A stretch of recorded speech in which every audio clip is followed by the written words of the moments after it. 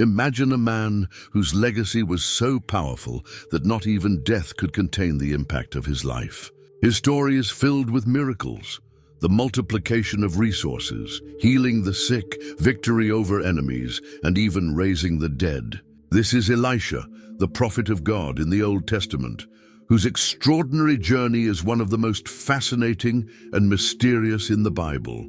Elisha not only continued the work of Elijah, his mentor, but performed deeds that still leave scholars and readers in awe. And the most intriguing part, one of his greatest miracles happened after his death. How could a man who served God in life be so impactful that even his bones were used to bring a dead man back to life? Join us on this journey full of mysteries and revelations as we uncover the details of this prophetic figure, his obedience, his miracles, and the spiritual meaning of his story. Prepare to meet Elisha, the man whose ministry demonstrated that the power of God transcends life, death, and the impossible. Elisha's story begins during a time of great significance for the people of Israel, a period when idolatry and corruption were deeply rooted in society. In his infinite wisdom, God chose men like Elijah to confront this reality and bring the people back to him. However, Elijah's time as the principal prophet was drawing to a close, and God had already prepared his successor. In 1 Kings 19:19-21, we find the account of Elisha's calling, a story that shows how God calls and equips those who are willing to obey. Elisha was a farmer, someone living a simple yet prosperous life. The text tells us he was plowing with 12 pairs of oxen, which not only indicates his role as a rural worker, but also suggests he had considerable resources. 12 pairs of oxen were a sign of wealth and stability in his time, showing that Elisha had much to lose by accepting God's call. Despite this, when Elijah, under divine guidance, finds Elisha in the field, something extraordinary happens. Elijah simply throws his cloak over him, a seemingly simple act, but full of significance. This cloak represented prophetic authority and calling, and by placing it on Elisha, Elijah was signifying that he would be the next to bear the weight of the responsibility of being God's prophet. What happens next is a clear example of immediate and total obedience. Elisha does not hesitate to respond to the call. He leaves the oxen, runs after Elijah, and asks only for a moment to say goodbye to his family. In 1 Kings 19:20, Elisha says, "Let me kiss my father and my mother goodbye, and then I will follow you." Elijah responds, "Go back, for what have I done to you?" This dialogue shows that the decision was entirely Elisha's, without pressure or coercion. And Elisha makes his choice. He sacrifices the oxen, burns the plowing equipment to cook the meat, and offers a meal to the people, a symbolic act representing his total renunciation of his old life. He was literally burning his bridges with the past to follow God's call. From that moment on, Elisha becomes Elijah's disciple. He accompanies him for years, learning from him and witnessing his powerful connection with God. This preparation was essential, as the role of a prophet in Israel was not just to deliver divine messages, but also to confront kings and nations, often at great personal risk. During this time, Elisha learns to trust completely in God, a quality he would later demonstrate in his own ministry. The transition from Elijah's ministry to Elisha's is narrated dramatically and meaningfully in 2 Kings 2. The chapter begins with Elijah knowing his time on earth is coming to an end. He departs from Gilgal and begins a journey that takes him to several important cities, Bethel, Jericho, and finally the Jordan River. At each stage, Elijah tries to convince Elisha to stay behind, saying, "Stay here, for the Lord has sent me to Bethel." However, Elisha insists on continuing, saying, "As surely as the Lord lives and as you live, I will not leave you." This determination demonstrates Elisha's loyalty to his mentor and his commitment to God's call. This journey is not just physical, it is also spiritual. Each city holds symbolic significance, representing important milestones in Israel's history and walk with God. Upon reaching the Jordan, Elijah performs a miracle reminiscent of Moses and Joshua's deeds. He takes his cloak, rolls it up, and strikes the water, which parts, allowing the two of them to cross on dry ground. This act once again confirms God's power working through Elijah and sets the stage for what is to come. After crossing the Jordan, Elijah asks Elisha, "What can I do for you before I am taken from you?" Recognizing the magnitude of the task ahead, Elisha makes a bold request. "Let me inherit a double portion of your spirit." This request was not for personal power or glory, but for divine empowerment to fulfill the calling God had given him. Elijah responds that his request will be granted, but with one condition: he must witness Elijah's departure. And then the most extraordinary moment occurs. As they walk and talk, a whirlwind accompanied by chariots and horses of fire separates them, and Elijah is taken up to heaven in a whirlwind. Elisha watches it all, crying out, my father, the chariots and horsemen of Israel." This exclamation is not just an emotional farewell. It acknowledges Elijah as the true defender of Israel, more powerful than any army or king. After Elijah's departure, Elisha picks up the mantle that had fallen and returns to the Jordan. He repeats Elijah's act, striking the waters with the mantle and proclaiming, "Where now is the Lord, the God of Elijah." The waters part once again, and Elisha crosses over, confirming that the same spirit that was with Elisha does. The prophets, observing from a distance, extol of Elijah on Elisha. This moment marks the beginning of Elisha's ministry as Israel's chief prophet. He now carries both the literal and symbolic mantle of Elijah, ready to face challenges and continue God's work. After Elijah's departure and the miracle of parting the Jordan's waters, Elisha embarks on his new mission as Israel's principal prophet. His journey is marked by signs and wonders that not only confirm God's Spirit upon him, but also demonstrate God's care for his people. These early miracles establish Elisha as a true messenger of God, showing that the same power that accompanied Elijah now works through him. In 2 Kings 2:19-22, we encounter Elisha's first public miracle following his succession. Arriving in Jericho, the townspeople approach him with an urgent concern. "The city's location is good, as my lord sees, but the water is bad, and the land is unproductive." 2 Kings 2:19. The city's water source was contaminated, causing infertility and disease, making life difficult for its inhabitants. Hearing this, Elisha asks for a new bowl filled with salt. Once brought to him, he goes to the main water source, throws the salt into it, and declares, "This is what the Lord says, I have healed this water. Never again will it cause death or unfruitfulness." 2 Kings 2:21. As the text concludes, the water has remained pure to this day, according to the word Elisha had spoken. So 2 Kings 2:22. This miracle was not only a demonstration of power, but also a spiritual message. The use of salt, ordinarily ineffective for purifying water, symbolized God's ability to transform what is barren into something fruitful and blessed. Elisha's act showed that he was indeed a representative of the living God, whose presence brings life and restoration. Shortly after, we encounter an episode that seems severe, but carries a profound meaning. In 2 Kings 2:23-25, as Elisha travels to Bethel, a group of youths mocks him, shouting, "Go up, Baldy! Go up, Baldy!" The term Baldy was likely an attempt to ridicule Elisha, disrespecting not only his appearance, but also his role as a prophet. By saying, "Go up," they may have been mocking Elijah's ascension and deriding the idea that Elisha possessed the same power and authority as his predecessor. Elisha turns and curses them in the name of the Lord.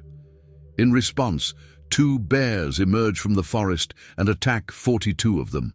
Though shocking, this event underscores the importance of respecting God's servants and his divine calling.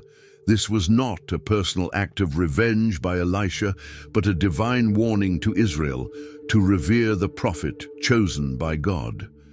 The event further solidified Elisha's position as a man of God who should not be underestimated. Elisha's narrative continues with one of the most well-known miracles in his journey, described in 2 Kings 4:1-7. A widow of one of the prophet's disciples approaches Elisha in despair, explaining that her husband has died, leaving her heavily in debt. The creditors threaten to take her 2 sons as slaves to settle the debt. Elisha asks what she has in her house, and she replies, "Your servant has nothing there at all, except a small jar of olive oil." Elisha instructs her to borrow as many empty jars as possible from her neighbors, and with the help of her sons, begin filling them with her small supply of oil. Miraculously, the oil keeps flowing until all the jars are filled. Elisha then tells the widow to sell the oil, pay off her debts, and live on what remains. This miracle not only resolved the widow's financial crisis, but also illustrated how God can use limited resources to meet the needs of his children. It also teaches a valuable lesson about faith and obedience. The widow had to trust Elisha's word and act, even when the instructions seemed improbable. The story then takes us to Shunem, where Elisha encounters a wealthy and generous woman who insists on hosting him whenever he passes through her town.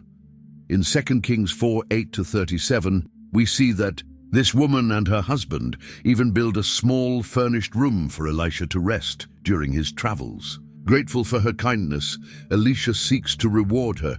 When asked what she needs, she humbly declines, saying she lacks nothing. However, Elisha's servant Gehazi points out that she has no children and her husband is old.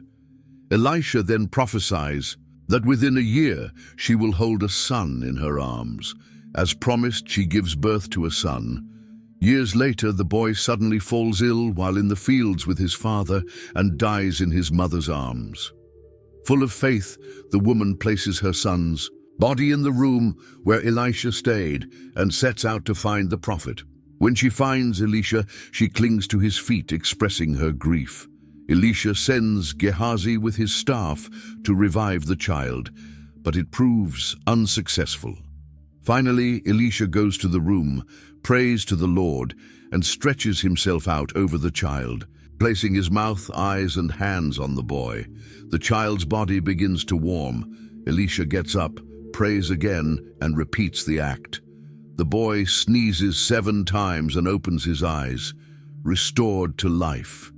This miracle not only reaffirms God's power over life and death, but also reveals Elisha's compassion and his dedication to serving others. He not only delivered God's messages, but also deeply cared for those around him. Elisha's relationship with the Shunammite woman shows that his prophetic ministry was not just about confronting kings or performing great feats, but also about bringing hope and restoration to families. These events marked the beginning of Elisha's ministry, solidifying his position as a prophet of God. Each miracle served as evidence that the Spirit of the Lord was with him, bringing healing, provision, and life where there had been death and need.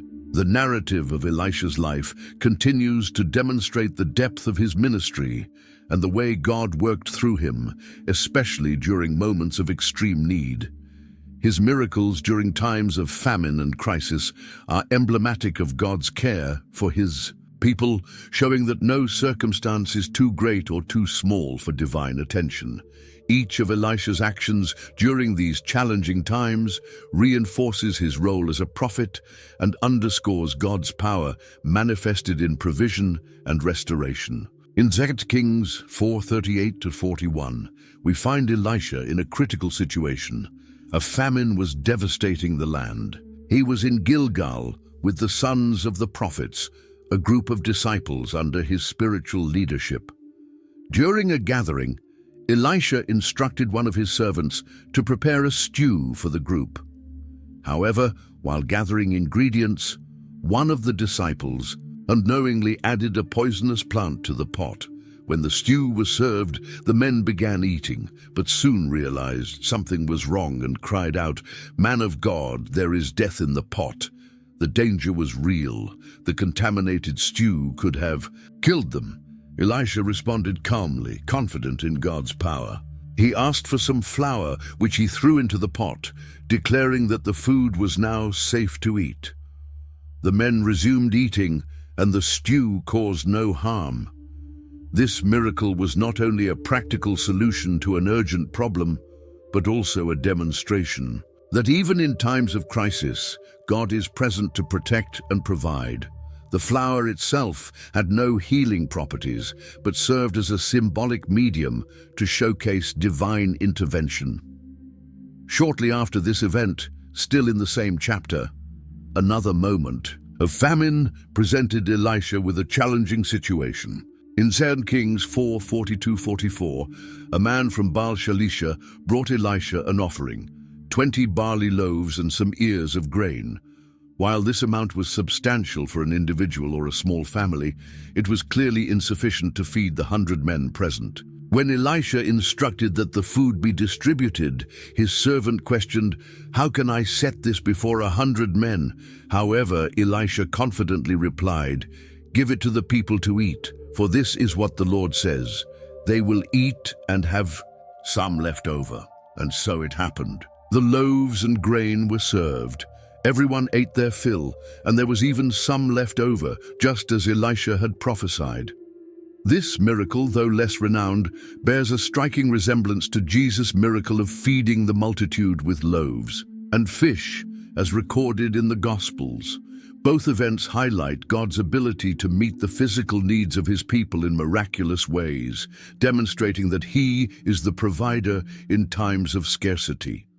On another occasion, described in 2 Kings 6:1-7, we see an event that may seem minor compared to the grand miracles of provision, but carries profound spiritual significance. The sons of the prophets were building a new meeting place, a project symbolizing the growth of their community and their commitment to God's work. While cutting wood near the Jordan River, one of the disciples accidentally dropped the axe head he was using into the water. The situation was especially distressing because the axe was borrowed and the young disciple had no means to replace it. He cried out in despair, "Oh no, my Lord, it was borrowed." Elisha, demonstrating that even the simplest problems are within God's attention, asked where the axe head had fallen. The young man pointed to the spot, and Elisha cut a piece of wood, threw it into the water, and the axe head floated to the surface. This miracle, though seemingly small in scale, conveys a powerful message. God cares about the everyday concerns of his people. No issue is too insignificant to be beyond his provision and care. These three events, the purification of the stew, the multiplication of the loaves, and the floating axe head, illustrate different facets of God's character. In the first, we see his protective power, ensuring that what was deadly became safe and useful. In the second, he is revealed as the provider, multiplying limited resources to fully meet the needs of many. In the third, he shows his attentive care, addressing a practical problem that, though minor, caused anxiety for one of his servants. Furthermore, each of these miracles reinforces Elisha's authority as a prophet of God.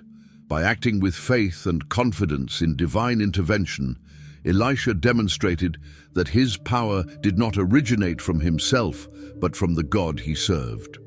Those around him began to recognize not only his position as a spiritual leader, but also God's nearness in times of difficulty. Elisha's actions pointed to God not just with his words, but through his deeds, offering a living example of dependence and trust in the Lord. These stories also remind us that even in times of crisis and need, God never abandons his people. The famine that plagued the land was not enough to prevent God from meeting the needs of those who trusted in him. Whether protecting his servants from poison, multiplying food, or resolving seemingly small problems, God revealed himself as present and active. After each of these miracles, the figure of Elisha continues to stand out as an instrument of God in a time of great challenge. His acts of faith not only resolved immediate problems, but also pointed to something greater, God's faithfulness in sustaining his people and the necessity of trusting him in all circumstances. The story of Elisha is not limited to personal miracles or minor communal events. He also played a vital role during moments of military conflict, where God demonstrated his power and absolute control over nations through the prophet. Elisha became a key figure for the kings of Israel and neighboring nations, offering divine guidance that often made the difference between victory and defeat. His actions reveal that God not only cares for individual needs, but is also deeply involved in the destinies of peoples and nations. In 2 Kings 3, we find a significant episode that illustrates how God used Elisha to help in times of military crisis. King Jehoram of Israel allied with King Jehoshaphat of Judah and the king of Edom to fight against Moab, which had rebelled against Israel after King Ahab's death. During their march, the armies faced a serious problem, a complete lack of water for the soldiers and animals. Without water, the campaign seemed destined to fail before it even began. Desperate, the kings sought guidance from a prophet of the Lord. Jehoshaphat, known for his faith in God, asked, "Is there no prophet of the Lord here, through whom we may inquire of the Lord?" 2 Kings 3:11. One of the servants mentioned Elisha, saying that he had served Elijah and carried the word of God. The kings approached Elisha, but the prophet made it clear that he was willing to help only out of respect for Jehoshaphat. He said to Jehoram, "As surely as the Lord Almighty lives, whom I serve, if I did not have respect for the presence of Jehoshaphat, king of Judah, I would not pay any attention to you." 2 Kings 3:14. Elisha asked for a musician to be brought, and as the music played, the Spirit of the Lord came upon him. He prophesied that God would fill the valleys with water, even without rain or wind, ensuring the army's survival. Moreover, he announced that God would deliver Moab into their hands. The next morning, as Elisha had spoken, the valleys were filled with water. When the Moabites saw the water at sunrise, it appeared red like blood. Believing that the allied kings had turned on each other, the Moabites advanced unprepared and were defeated by the allied forces. This victory not only ensured the survival of the army, but also demonstrated God's sovereign intervention. He not only provided water at a critical moment, but also used the reflection to confuse the enemies and secure victory. Elisha's role as an advisor was crucial, as without his guidance, the kings would have faced certain defeat. Another significant event involving Elisha and military conflicts is found in 2 Kings 6:8-23, during the attacks of the king of Aram, Syria, on Israel. The king of Aram realized that his military plans were constantly being thwarted, as the king of Israel seemed to know his every move in advance. Suspecting betrayal within his own ranks, the king of Aram was informed that there were no traitors, but that Elisha, the prophet in Israel, was revealing his plans to the king of Israel, even what he discussed in secret. Determined to capture Elisha, the king of Aram sent a large army to surround the city of Dothan, where the prophet was staying. At dawn, Elisha's servant went out and saw the city completely surrounded by horses and chariots.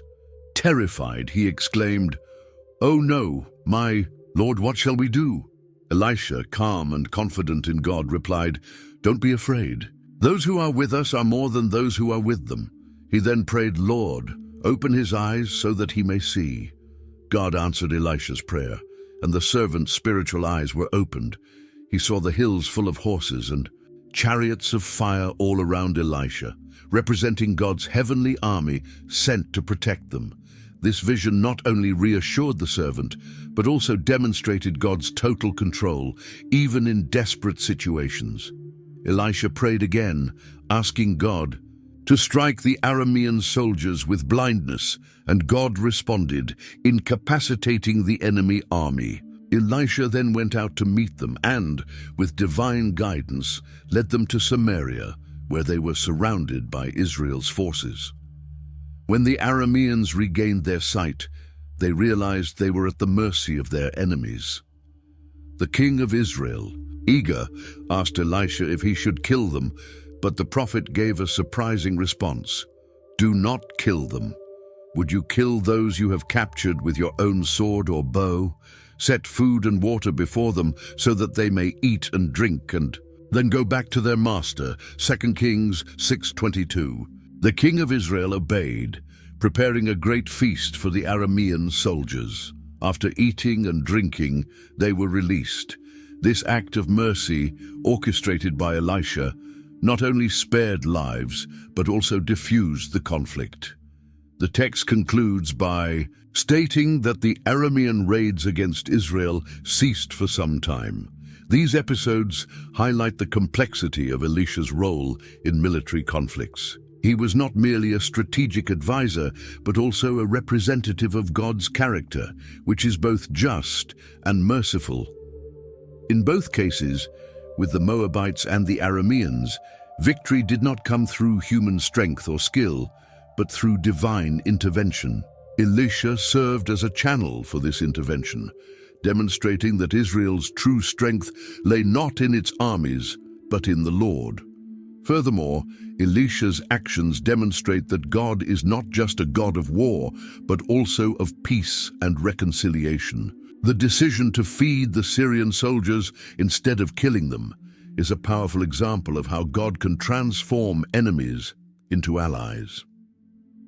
The release of the soldiers also echoes Jesus' later teaching about loving one's enemies and doing good to those who persecute us. Once again, Elisha points to a broader vision of God's character, revealing his justice, power, and compassion. The story of Naaman, recounted in 2 Kings 5, is one of the most spiritually rich episodes in Elisha's ministry.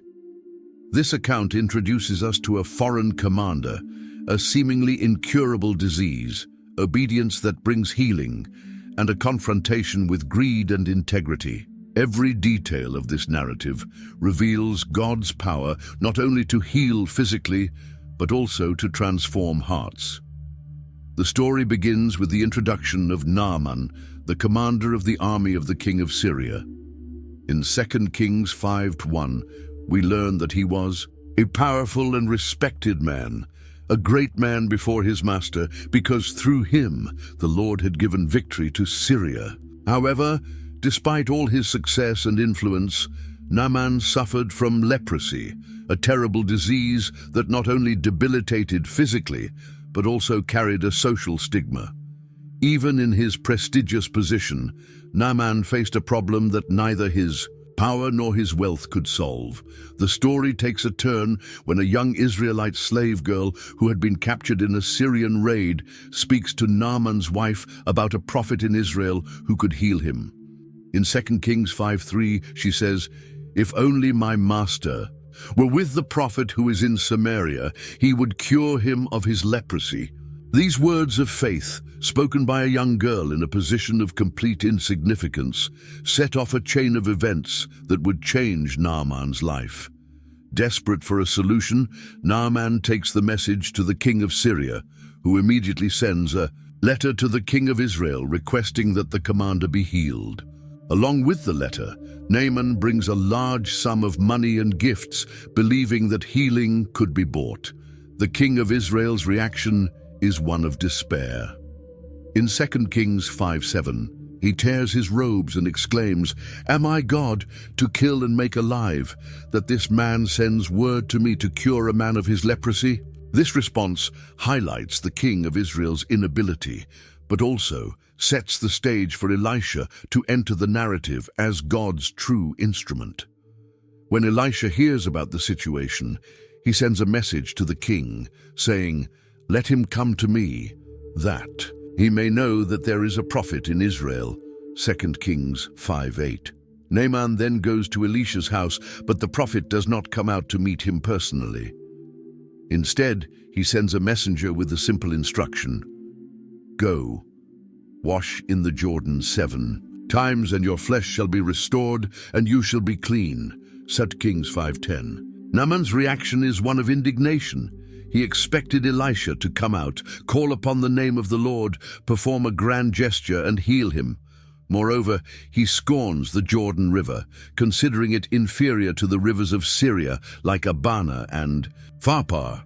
In 2 Kings 5:11-12, Naaman says, "I thought that he would surely come out to me and stand and call upon the name of the Lord his God and wave his hand over the place and cure the leper.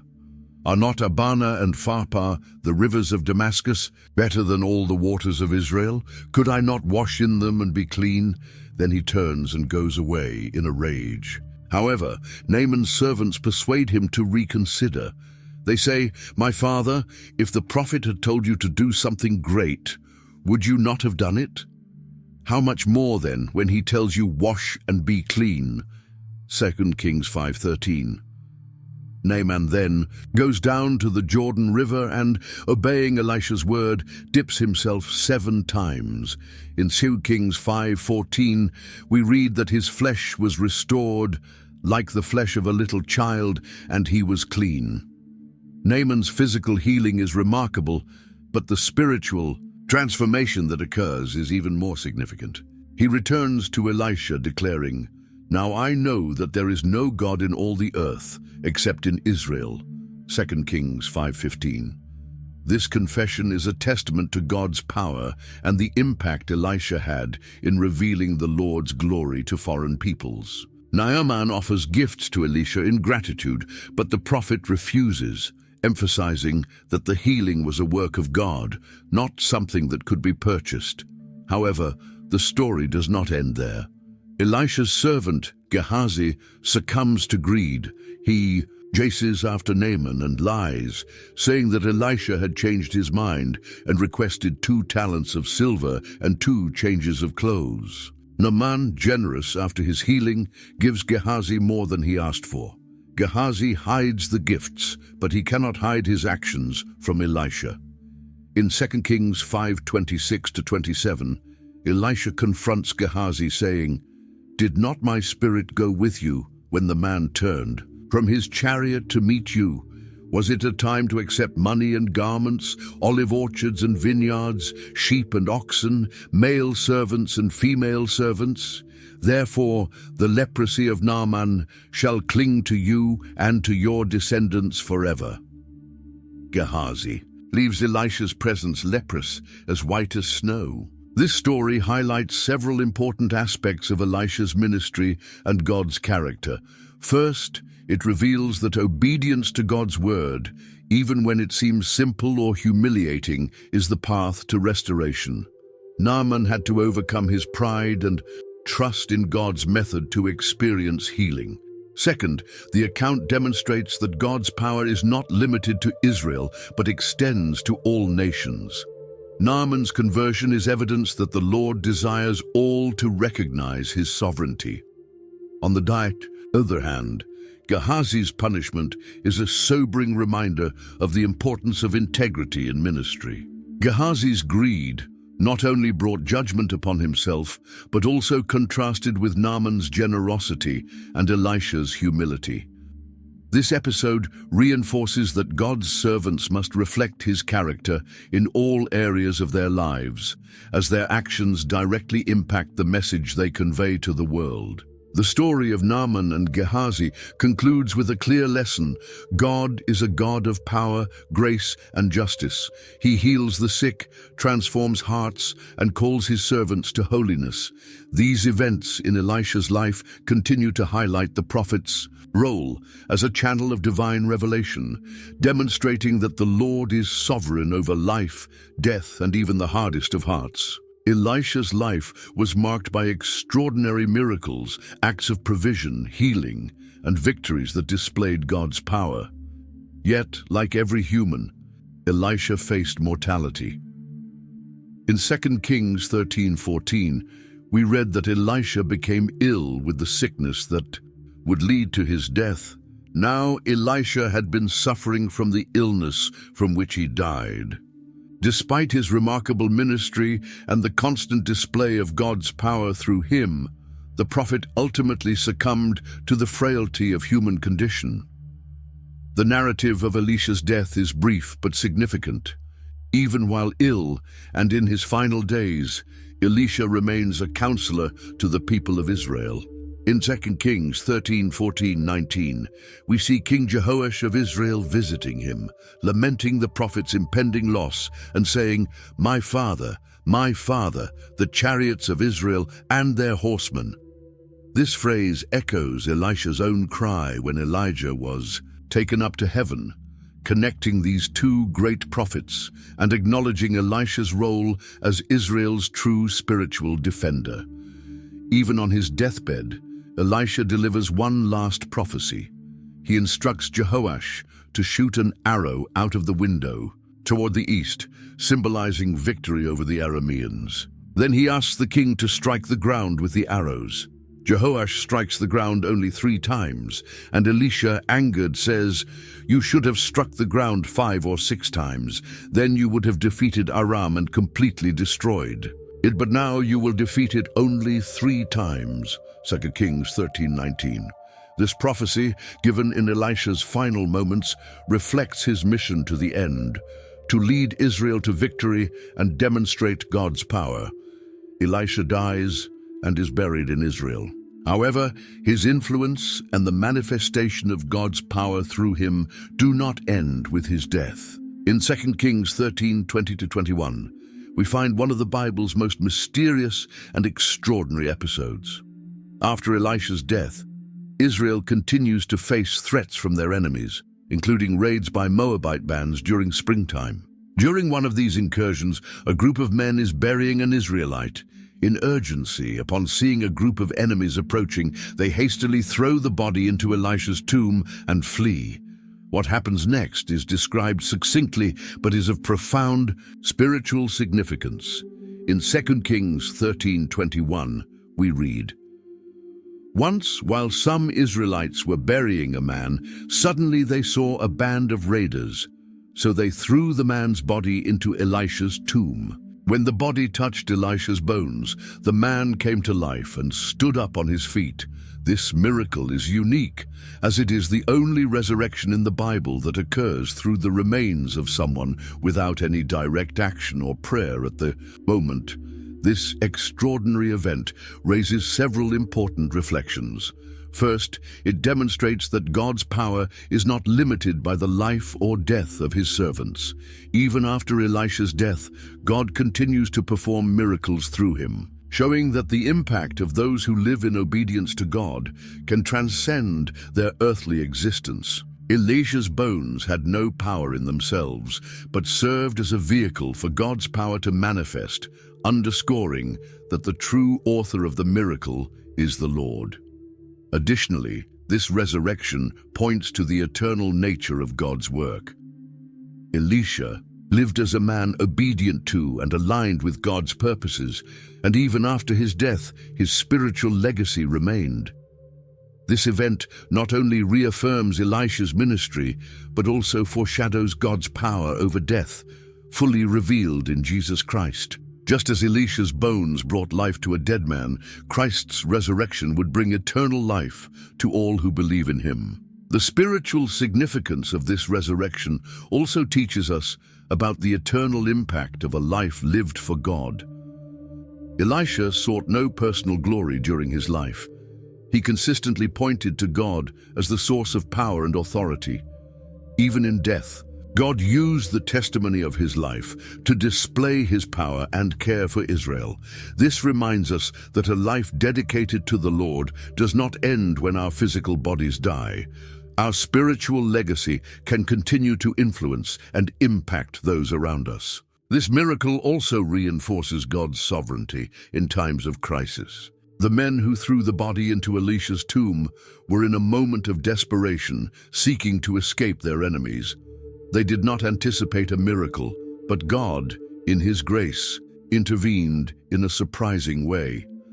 This reminds us that God can act in any situation, even in the most chaotic and unexpected circumstances, to demonstrate His power and purpose. Although the Bible provides no further details about the man who was resurrected, we can imagine that his experience served as a powerful testimony to the God of Israel. The fact that this story is recorded in 2 Kings shows that it had a lasting impact on the memory of the people. It was a reminder that the Lord was present and active, even in times of difficulty and apparent silence. Following this miraculous account, the biblical narrative of Elisha comes to an end. However, the impact of his life and ministry echoes throughout the Old Testament and even into the New Testament, where parallels can be drawn between Elisha's miracles and those of Jesus. Elisha was a faithful servant, a man who lived to point people to God. His ministry was a constant demonstration that the Lord is sovereign, powerful, and trustworthy. Even in death, Elisha continued to bear witness to God's glory, showing that the impact of a life dedicated to Him cannot be confined, not even by the grave. The life and ministry of Elisha play a central role not only in the history of Israel, but also in the broader narrative of God's revelation to humanity. By comparing Elisha with other prophets and observing the parallels between his miracles and the ministry of Jesus, it becomes evident that Elisha was not merely Elijah's successor, but also a figure pointing to the Messiah. His story is rich with meaning, and the events recorded in the book of 2 Kings reveal that his life was a foreshadowing of Christ's power and mission. Elisha's relationship with Elijah is one of the most natural comparisons. Elijah is often remembered as Israel's greatest prophet, a man who confronted kings, performed mighty miracles, and had an extraordinary end, being taken to heaven in a whirlwind. 2 Kings 2:11. However, Elisha's story demonstrates that he not only continued Elijah's work, but also carried out a ministry that in many respects surpassed it. When Elisha asked for a double portion of Elijah's spirit in 2 Kings 2:9, he was not seeking superiority, but rather the empowerment necessary to fulfill the immense calling before him. This request was granted, as evidenced by the biblical record. Elijah performed around 7 miracles, while Elisha performed at least twice as many. From the purification of Jericho's waters in 2 Kings 2:19-22 to the resurrection of a man after his own death in 2 Kings 13:21, Elisha's miracles covered a wide range of situations and needs. These included acts of provision, such as the multiplication of the widow's oil in 2 Kings 4:1-7, acts of healing, such as Naaman's cleansing from leprosy in 2 Kings 5, and acts of protection, such as blinding the Syrian army in 2 Kings 6:18-23. This abundance of miracles reflects the double portion Elisha received, demonstrating the powerful working of God's Spirit through him. More significant than the number of miracles, however, is their spiritual and symbolic impact. Just as Elijah symbolized the direct confrontation of idolatry and corruption, Elisha stood as a symbol of God's provision and restoration. While Elijah often faced off against kings and false prophets, Elisha deeply engaged with the needs of ordinary people, showing that God not only rules over nations, but also cares for each individual. This shift from Elijah's focus to Elisha's reflects the continuity of the prophetic calling in Israel and the evolving nature of God's relationship with his people.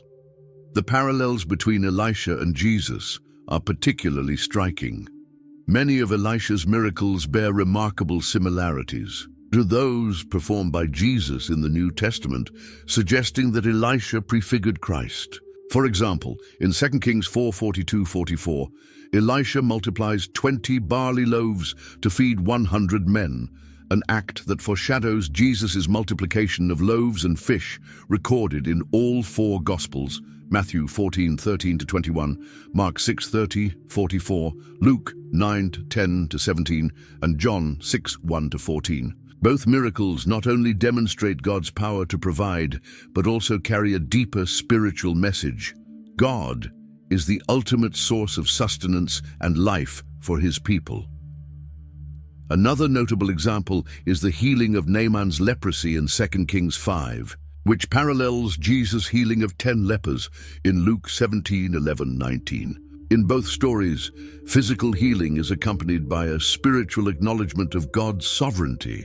In Naaman's case, his confession that there is no God in all the earth but in Israel, 2 Kings 5:15, reflects the faith that Jesus sought in those he healed. The resurrection of the Shunammite woman's son in 2 Kings 4:32-37 also echoes in the New Testament, where Jesus raises the widow's son in Nain, Luke 7:11-17. Both Elisha and Jesus demonstrated God's power over death, a central theme of biblical revelation. These resurrections are signs that God is the source of life and point to the ultimate victory over death through Christ's resurrection. Beyond the parallels in miracles, Elisha's ministry reflects aspects of Jesus' character. Elisha was an accessible prophet, often involved in the day-to-day lives of people. He helped a widow in financial distress, advised kings in times of war, restored the health of a foreign commander, and even addressed seemingly small problems such as a lost axe head in the Jordan River, 2 Kings 6:1-7.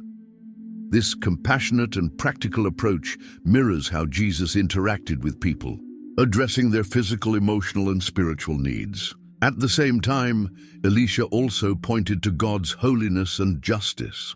The episode with Gehazi in 2 Kings 5:20-27, where the servant's greed was punished with leprosy, shows that the prophetic ministry was not only about miracles, but also about living according to God's standards. Similarly, Jesus often called his followers to lives of holiness, urging them to repent and remain faithful. Elisha's impact extends beyond his miracles and teachings. He was a central figure in Israel's history during a time of transition and hardship, showing that God was present and active even amidst internal and external challenges. His life is a testament that God uses ordinary people to accomplish extraordinary things when they fully commit to his call. The connection between Elisha and Jesus also highlights the continuity of God's message throughout history. Just as Elisha pointed to something greater yet to come, every miracle, prophecy, and act of compassion he performed foreshadowed Christ's redemptive work. Elisha's life reminds us that God is continuously at work, revealing his plan of salvation and restoring his people. While Elisha's ministry ended with his death, the resurrection that occurred at his tomb in 2 Kings 13:21 serves as a powerful symbol that the impact of those who follow God continues even after their departure. His life was a constant demonstration of God's power and the hope he offers to all who trust in him.